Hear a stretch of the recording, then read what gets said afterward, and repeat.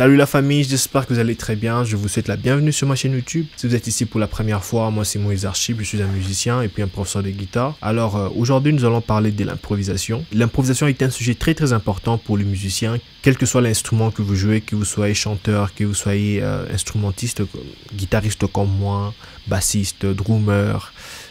Il y a beaucoup de concepts en fait qui s'appliquent à tous. Alors aujourd'hui nous allons parler de ces quelques petits concepts. Je ne dis pas que c'est tout parce que après moi je trouve que l'improvisation c'est beaucoup plus la créativité. Okay? Mais alors nous allons se focaliser sur quelques éléments qui vont nous aider à être un bon improvisateur ou un très bon soliste. Déjà c'est un sujet très compliqué, mais si nous voulons un peu découper ça en quelques morceaux, l'improvisation, comme ça dit, c'est improviser. On amène quelque chose qui ne vient pas de l'ordinaire, mais qui vient de quelque part d'autre pour incruster dans ce qui est normal, dans ce qui est de l'ordinaire.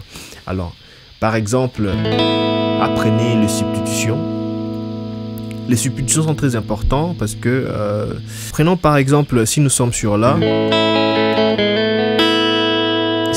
essayez d'apprendre les substitutions. Par exemple avec un accord de La majeur, je peux substituer avec un La suspendu 2, ça fait beau, ça fait propre. Et puis ça c'est Ré majeur 7. Ok, pour un Ré majeur 7 on peut substituer avec, ça c'est Sol, nous sommes sur La, nous avons un La 6. Ok, et ça va des mêmes ici. C'est toujours notre Ré, mais une inversion quoi.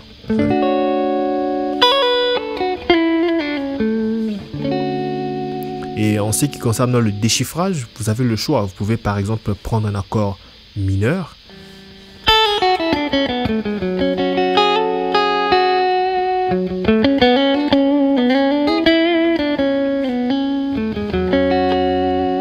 Je suis en train de déchiffrer dans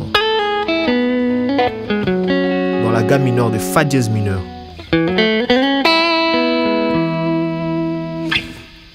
Et puis maintenant, essayez d'embellir par exemple un 5e degré avec cette autre inversion. Donc nous sommes sur 5. Et puis je vais sur... donc en fait l'inversion est comme ça. Mais à la place de cette note, qui est le 7 de la tonique, j'ajoute la tonique. Donc nous avons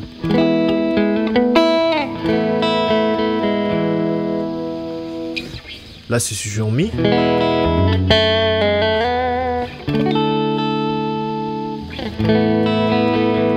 Et maintenant vous pouvez par exemple utiliser aussi l'accord majeur. Déchiffrage de l'accord majeur, mais vous faites ça par exemple en tierce. Vous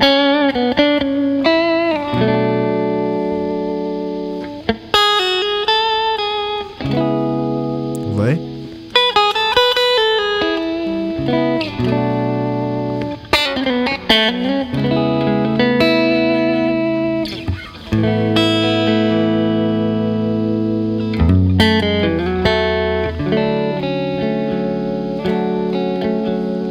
Là, je fais majeur normal et puis majeur 7. Ok? Donc, ça change en fait même l'atmosphère. Ok? C'est ça même l'improvisation. Donc, on peut avoir une chanson qui est seulement simple comme celle-ci.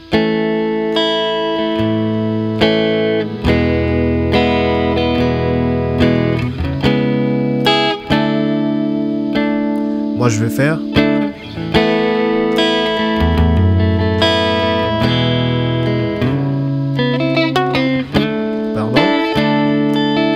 Vous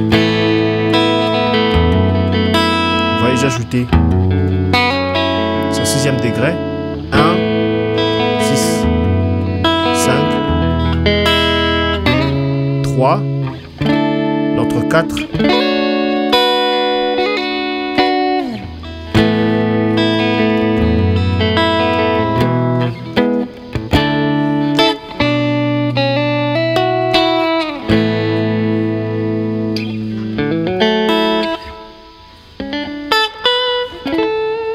Et il y a maintenant aussi ce qu'on appelle le vocabulaire.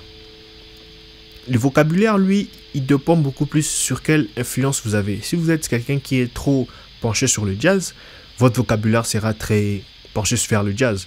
Mais si vous êtes focalisé vers la rumba, le sepen, vous aurez aussi un peu ces styles-là. Alors, il faut essayer d'être un peu plus polyvalent. Essayer de mélanger un peu quelques histoires. Moi, par exemple, j'écoute beaucoup d'autres musiciens et j'essaye de voler quelques idées et puis essayer de les incorporer dans ma musique. Par exemple, dans mon vocabulaire, généralement, j'aime beaucoup faire des slides. Ça, j'ai pris ça d'un musicien qu'on appelle Derek Track. Alors, lui, il utilise un slide, je pense, métallique ou en plastique, je sais pas, mais il utilise à la main. Alors, lorsqu'il joue, il a un jeu différent de notre guitare traditionnelle. Quand je parle de la guitare traditionnelle, c'est notre guitare standard ici. Donc, ça glisse à tout moment. C'est...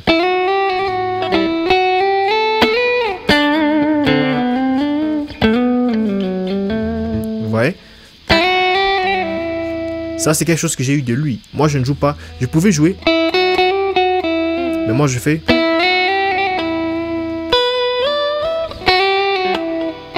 Vous voyez?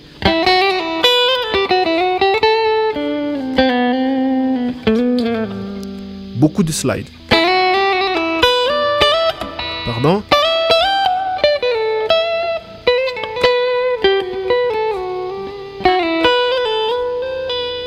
Ça, j'ai eu de lui. Donc, du coup, je l'incorpore un peu pour mes improvisations. Vous pouvez aussi ajouter, par exemple, des bending. Comme... Okay.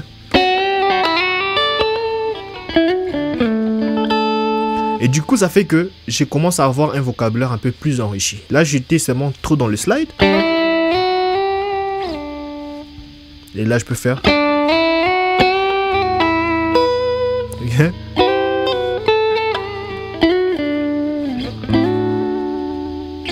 Et ça, j'ai souvent eu ça de mes amis, parce que j'ai des amis qui aiment beaucoup faire les triades.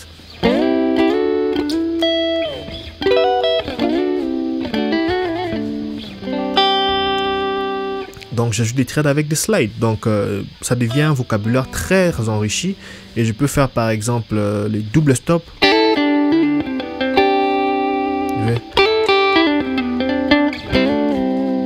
Ok.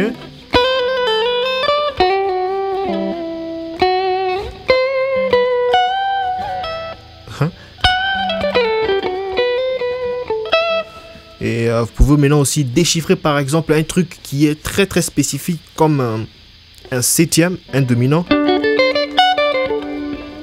Et ça, c'est quelque chose de bien.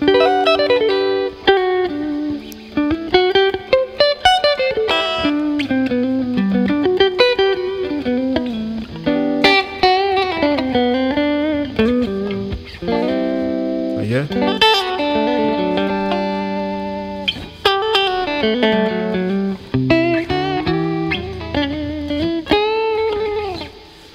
Donc c'est un peu ça. Donc l'improvisation, c'est quelque chose qui demande beaucoup de recherche. Il faut d'abord être prêt. C'est quelque chose qu'il ne faut pas aborder légèrement. Il faut d'abord apprendre beaucoup de techniques. Il faut apprendre beaucoup des gammes. Vous avez par exemple des gammes majeures, des gammes mineures, des déchiffrages des septièmes, des diminués. Ok? Donc...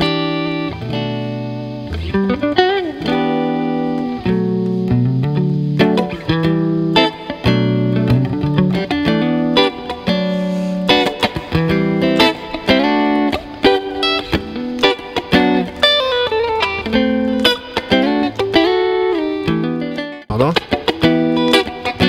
On peut voir ça?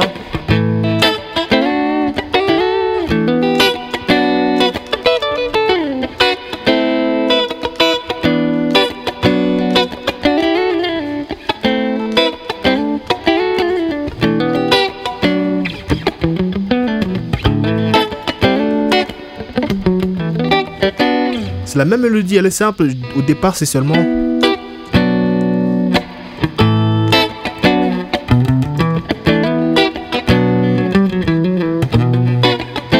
On ajoute des choses.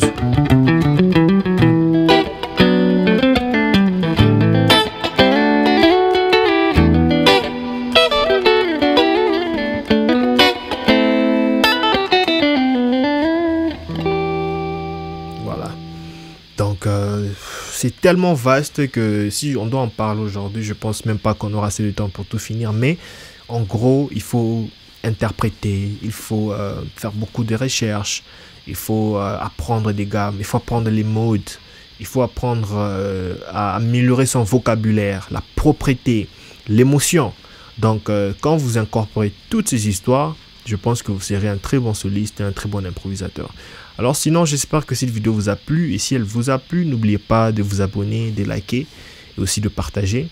Et si vous avez une suggestion à faire, n'oubliez pas de le faire en commentaire. Sinon, je vous revois au prochain numéro. Ciao.